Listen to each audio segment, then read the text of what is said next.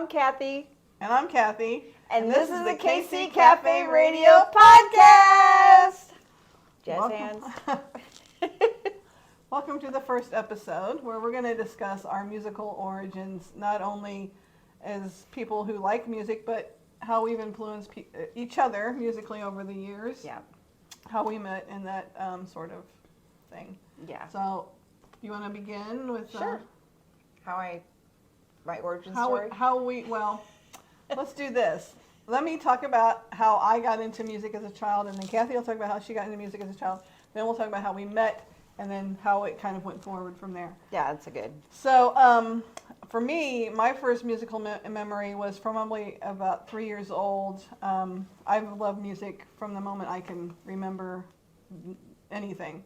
So my first memory is actually a musical one. We had a 78 collection. My parents had a huge 78 collection when I was growing up. And if you don't know what 78s are, they were like the first type of records that were long playing records. And they usually just had one song on them, maybe sometimes two, but mostly on one side of the record they'd have one song. But it was a big disc, like an album-sized disc, but it was very fragile. Mm-hmm. And if you dropped them, they would break.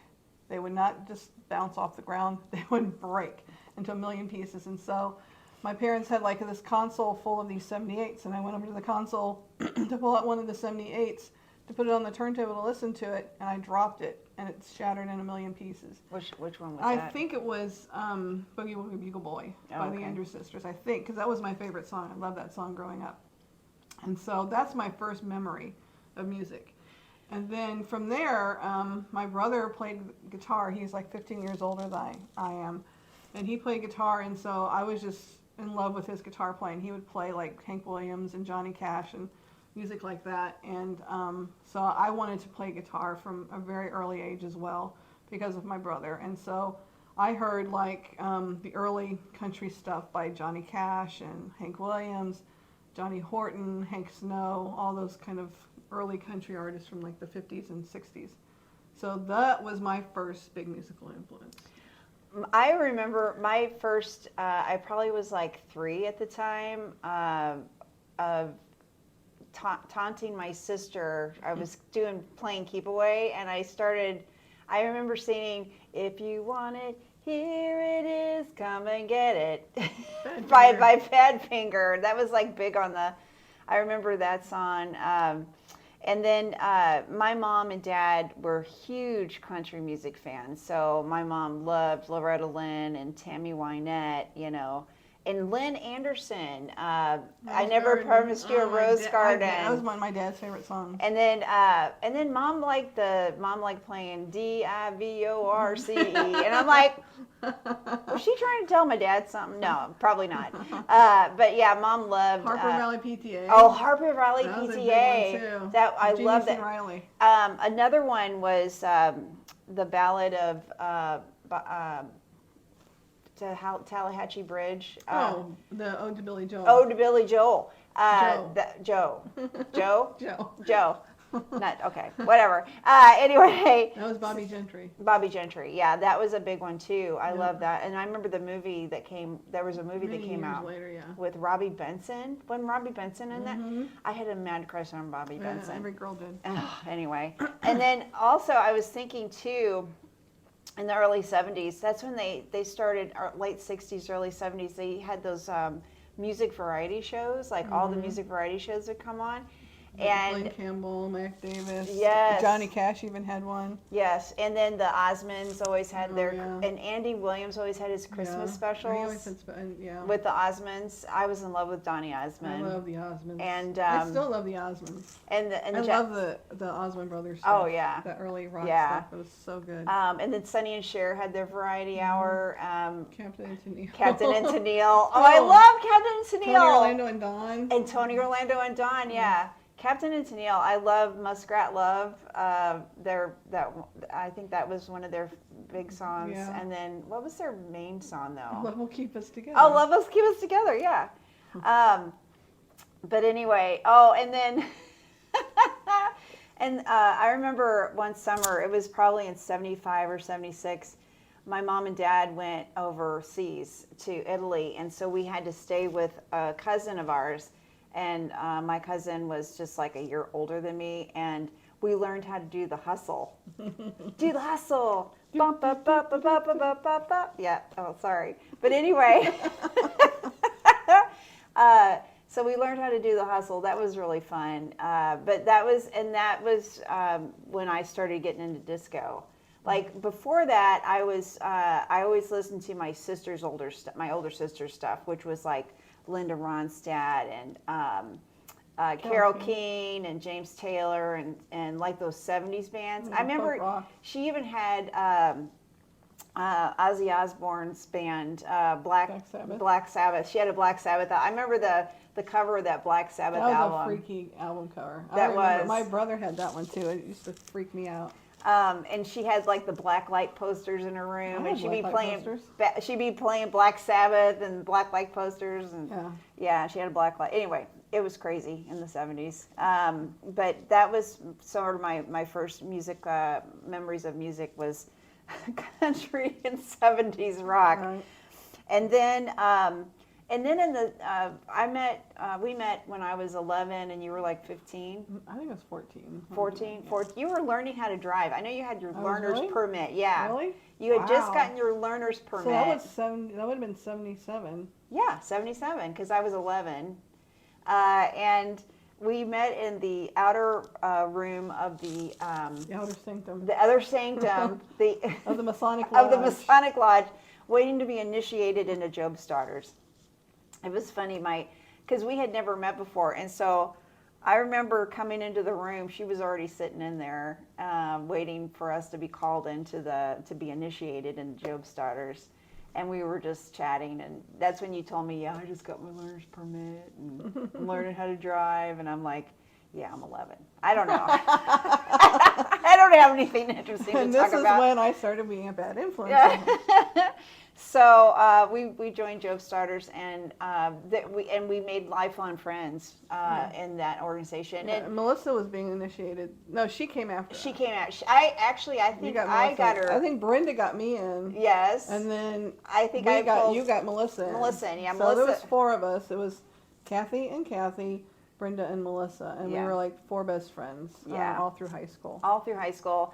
Well, I mean, you guys were 3 years older than us, so we had like 1 year of high school together. Yeah, but we stayed close up through when they graduated. Yeah, so we would, our friend Brenda and Melissa actually both lived in town, and Kathy and I lived out in the country. Right. And so we would take turns having sleepovers at Melissa's house and Brenda's house. Because they had cable. And we could watch MTV. Yeah, we could watch MTV. And I remember when MTV came on, I mean, it was just like crazy. Before that, we would have sleepovers and watch Don Kirshner's rock concert and Midnight Special on Saturday night. Yeah. And that's the first time I remember seeing music videos. Like it wasn't like music videos today. Right. It was basically somebody standing in front of a mic singing to an audience. Right. For the most part. Yeah, for the most part. So and so that's when I really started listening to music. And then also I think I was probably 14 when we really started hanging out a lot. You guys were in high school. I was freshman in high school, and you were seniors. Yeah. And so that's when we would start going to the mall. Like the mall was like the mecca for all teenagers. Yep. The mall, and we'd go to the food court. It's like that movie Fast Times at Ridgemont High. Sort of a documentary, not really, but it was pretty much what the 80s were like. You go to the mall. And we'd hang out in the record store, and we'd spend like hours in the record store looking through the albums and stuff. And just like, because we only had so much money we could spend, and so we wanted to make sure we got exactly what we wanted. Right. And so we would decide what we were going to get. Yeah. All of us would always buy something. Oh, I always and bought then we 45s. would share it with each other. Mm-hmm. We would, play. This is what I got. You got to listen to this. And so, like, I know Brenda was really into like the weirder stuff. Yeah. Like she would listen to like Lou Reed and all of those. Well, she was big into George Harrison. She loved George Harrison. Yeah. But I mean, she was the one who was really the avant-garde kind of taste. She liked the. And I had the more middle of the road taste. And I was like disco. You like disco And new wave, new yeah, wave. and Melissa liked everything. Yeah, she was very eclectic in her Yeah. like, and so I remember you bought like the Split Ends album, and it had this laser design on the yeah, that was album, cool, and yeah. you could play with it and play then with it and see make it. all these. It was really cool. And I love the Split Ends. I really, to this day, I think their album, I can't remember the name of the album, but it was their first One album. that has I Got You on it. Yes, I Got You. Like every song on there was really good. Like 6 Months in a Leaky Boat. That was the next album. Was that the next album? Yeah. But and then actually going to the music store is how I discovered like Adam and the Ants. Mm-hmm. And then I remember in high school, I had discovered Duran Duran. Yeah, we discovered Duran Duran. Like a year before they became like super mega Right. famous, Yeah. super big. Like people were like, "Oh, listen to this song, like Hungry Like the Wolf," and I'm like, "Oh, that's old news." Like I was like, We've heard that. You know. I had that. I listened to that like a year ago. You remember we would get I think the first like R-rated, X-rated thing I ever rented was Duran Duran's Girls on Film. Remember that? No, actually, we didn't rent it. One of our friends. Okay, I know it was From one of the college. first We were in X-rated college. things we saw was that. Let's do a disclaimer there. We were in college. We were older, and one of our friends had come over to hang out with us, and he had rented this Duran Duran music video tape, thinking, "Oh, I know those girls like Duran Duran." So we got the nudity. Oh my God! I'm like. We had no We idea. had to turn it off. We're like, I am uncomfortable watching this with you here. So, yeah, I remember yeah, that. Girls on Film. That was way too racy for us to be watching, probably. And then so we quickly turned it on the Three Stooges. Yeah. We turned that off and put on the Three Stooges. It was awesome. Yeah. But yeah, music. I think that's why I'm so eclectic in my music taste today. Yeah. Because I started out listening to like country western, and then rock, and then disco, and then new wave. Well, yeah, and I wanted to talk about the Beatles and how they kind of connected us as well. Yes. Because I discovered the Beatles, I think when my brother went away to Vietnam. He's, like I said earlier, he's 15 years older than I am. So he was in Vietnam, and I was going through his cassette tapes, and I discovered this cassette tape that had Abbey Road and the White Album on it. And I just wore that tape out. And then whenever we got a little bit older and I met these guys, it's like, I don't know if you were a Beatles fan yet or not, or if I turned you on to the Beatles. The only way But I know Brenda liked the Beatles, because Yeah. we both loved Paul McCartney, we both loved George Harrison, I knew of the Beatles. and of course John Lennon. When I was in grade school, we would get ourselves up and to catch the bus in the morning, because we lived in the country and we were the first on the bus, so we had to catch it super early. They played the Beatles. They had this cartoon of the Fab Four. I can't remember what it was called. It was like in 72, 73. Yeah, but it was an old cartoon. But we would watch that in the morning. We loved watching that cartoon with the Beatles on it. And so I knew of the Beatles, but I hadn't really listened. Connected to it. Yeah, I hadn't really connected or listened to that. Yeah. So, but we all four were like huge Beatle fans, and we Yes. called ourselves the second generation Beatle fans. Yes. We yeah. all had nicknames for each other. I remember I had the night that John Lennon got assassinated when he was assassinated. For some reason, I was exhausted that night, and I slept through it. Like everybody was calling. Well, and this was in the olden days. We didn't have cell phones. Right. We didn't have internet or anything like that. 1980. So. So I remember you calling me the next day, and it's like, "Did you hear? Did you hear about John Lennon?" You know, and I'm like, "What? What are you talking about?" I remember seeing it on Monday Night Football.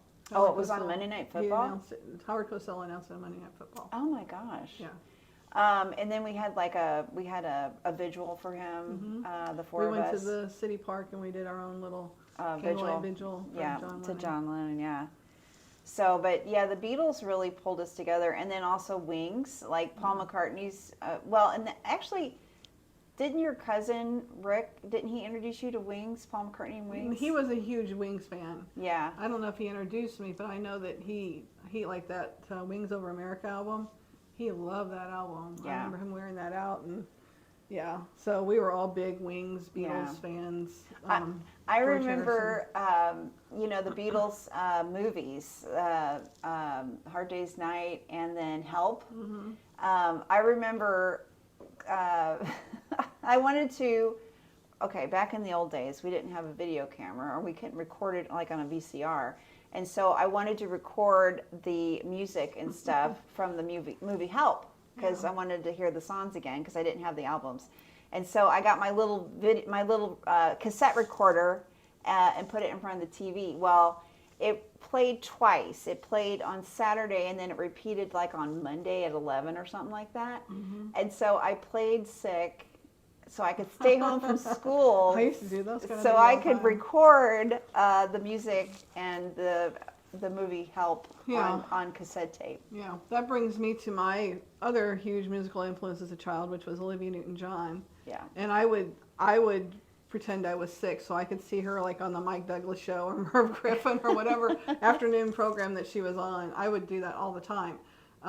But I discovered Olivia Newton-John by going to one of my first concerts as a child was seeing Olivia Newton-John at Six Flags, which was a huge place to see concerts as a kid. Yeah. Because kids could go to Six Flags and see these musical artists. You couldn't go Like to big names. Yeah. And then after the concert, they would actually allow you to stand in line to get an autograph. Right. And you could actually meet them. Yeah, and I remember seeing Olivia Newton-John standing in line to go on the Screaming Eagle after one of her or before one of her shows, I think. Oh, that's cool. But but no, I became a huge Olivia Newton-John fan, and she remains a huge influence not only on me musically, but as a human being. She'll always be someone that I'll look up to and admire as a person because she was a stellar human being. She's one of the best people that ever lived on this earth.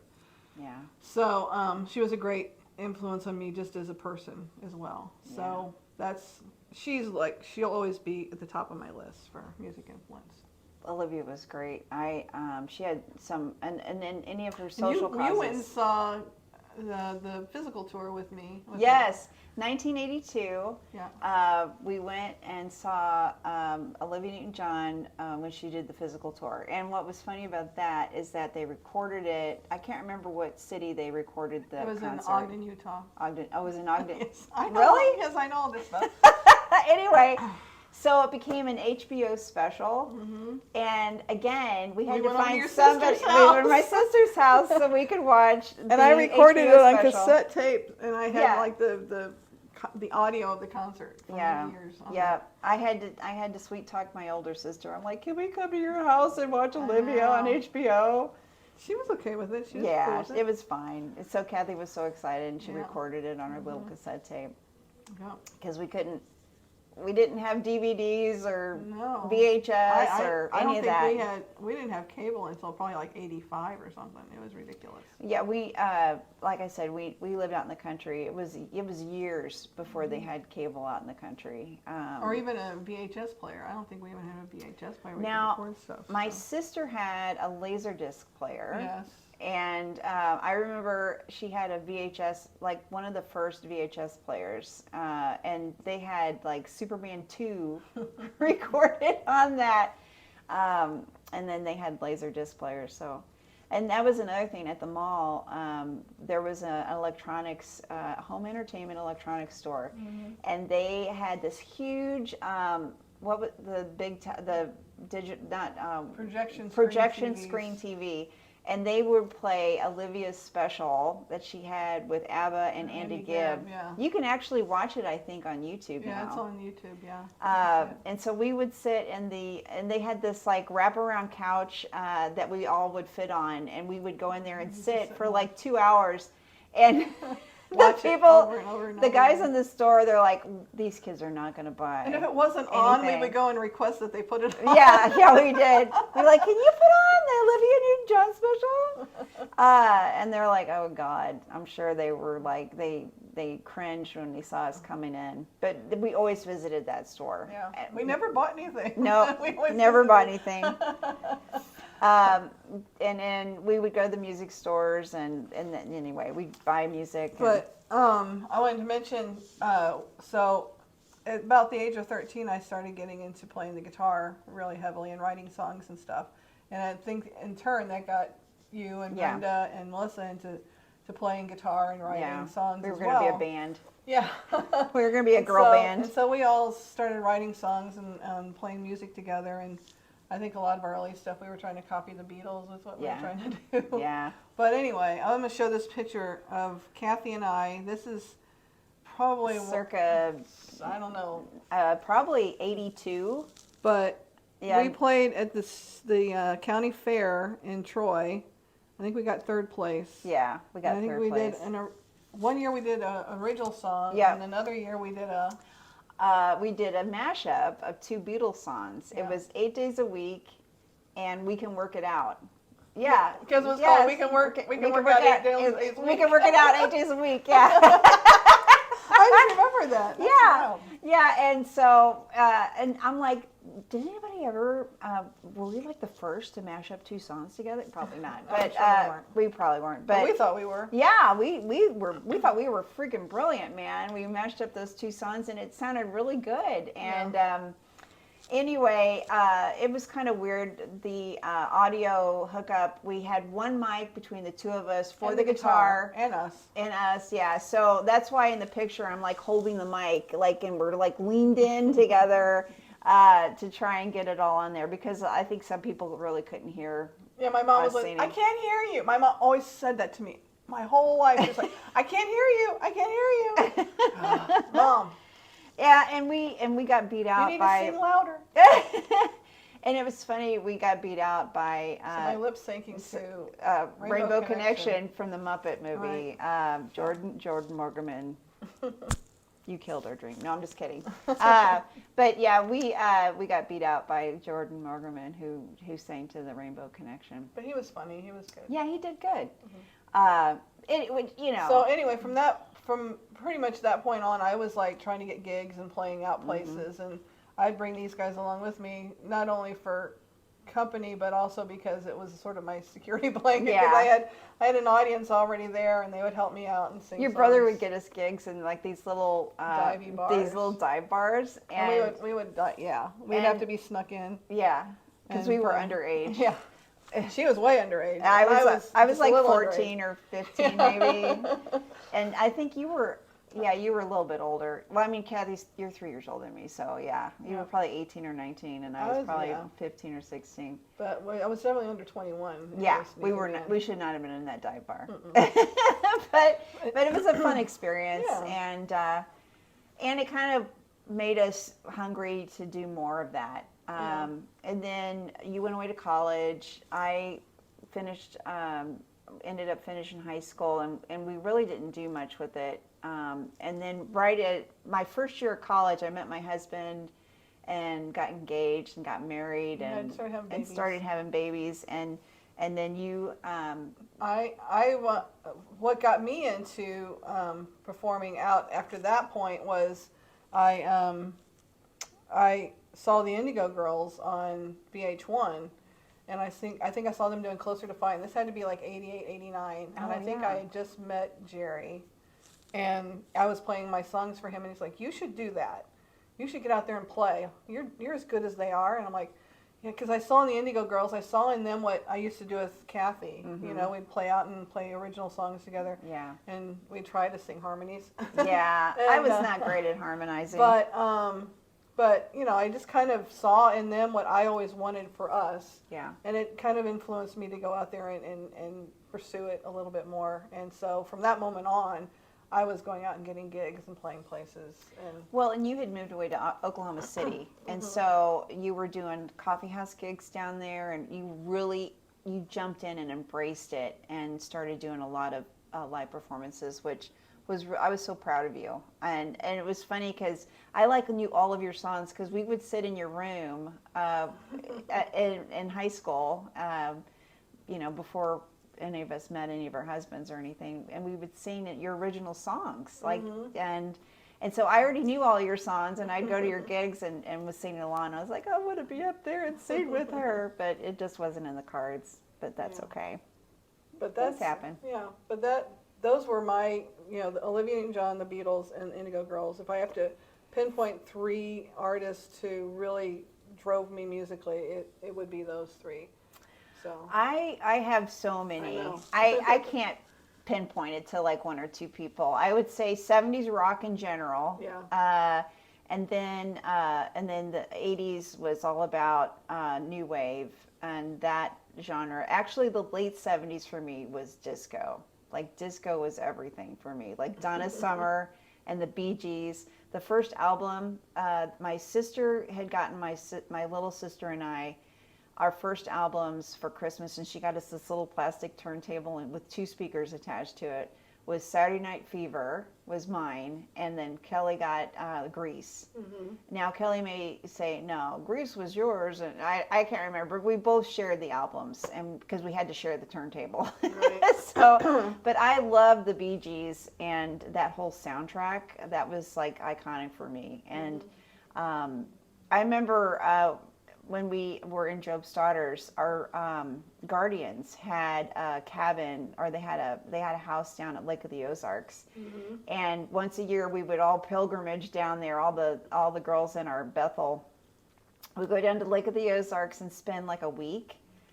Was it a week or just a long or was weekend? it a weekend? It was like a long weekend. It seemed like back in those days, it felt like it was a month. But we would it was down by Bagnell Dam, and they had. We went to this one place. It had a disco floor. Do you remember that? Mm-hmm. It had a light up disco floor. Just like in Saturday Night Fever. Just like on Saturday Night Fever. I was so excited. And I had like okay, this is like so stupid, but I had this comb, and back in those days, you like put your comb in your back pocket, and this comb had like some saying or something on, like a picture or something on the handle of the comb. Anyway, I was so decked out with my jeans and my comb in my back pocket, and I was ready to dance on the disco floor. And that's when we would watch Disco Fever, or what was it? Yeah, Vinny Terrio's Yes. Disco. Yeah. I can't remember. Oh gosh, it was the show where the disco dance competition. Mm-hmm. We watched that. My little sister and I watched that all the time. Anyway. Yeah. I liked disco, but I was not a huge disco person. Donna Summer was my girl, man. I love love Donna Summer. I liked Casey and the Sunshine Band. Now, another female artist that if I really am honest, that really kind of influenced me was Pat Benatar. Oh yeah. Loved Pat Benatar. She was the first. To me, she was like the first female rocker that I knew of. Yes. I was too young for Janis Joplin, so I really didn't know who she was, and really until when The Rose came out, I think, is when I discovered who Janis Joplin really was. But for me, Pat Benatar was like the first female rock star. Yeah, I loved Pat Benatar and Heart. Oh, Heart, yes, Heart was great. I loved Heart too, and I did have like Steamboat Annie. Was that the name of the album? Dreamboat, yeah. And then Barracuda, their album Barracuda, so good. And that was two sisters, and like, I'm like, why can't we do that? But we never did. I think for me, what was different between, like, say, Heart and then the Indigo Girls was I just love acoustic guitar. Mm-hmm. Acoustic guitars, as you can tell with my collection back here. Yeah. I just love acoustic sounding music, and so that's what really influenced me with the difference between those two, because Heart was much more, rock and a little bit harder sounding, where Indigo Girls, is the softer acoustic kind of sound. It was more personal. Very lyrical driven music, Well, you were more folk. I was always more folky. I would say more folk and more focused on the words, and I think that's why I liked Olivia's early stuff too. What probably really got me into Olivia, because her early stuff was that country folk kind of sound, which was very, very lyric driven, very emotional music. If you love me, let me know. And just music that really spoke to the heart rather than to the body. Right. So I think that's what got me into being such a folky. Yeah. And the Beatles stuff, those first two Beatle albums, especially on the White Album, you had songs like Rocky Raccoon and Julia and Mother Nature's Son. Oh yeah. All those very acoustic sounding songs of the Beatles were on that album too. So. And when we started hanging out too, like the first albums that I actually purchased on my own were the Beatles' Red Album and the Blue Album. Me too. Yeah. Yeah, and Those so were my first Beatle albums. so then I started getting into that older '60s, late '60s stuff, like Gordon Lightfoot and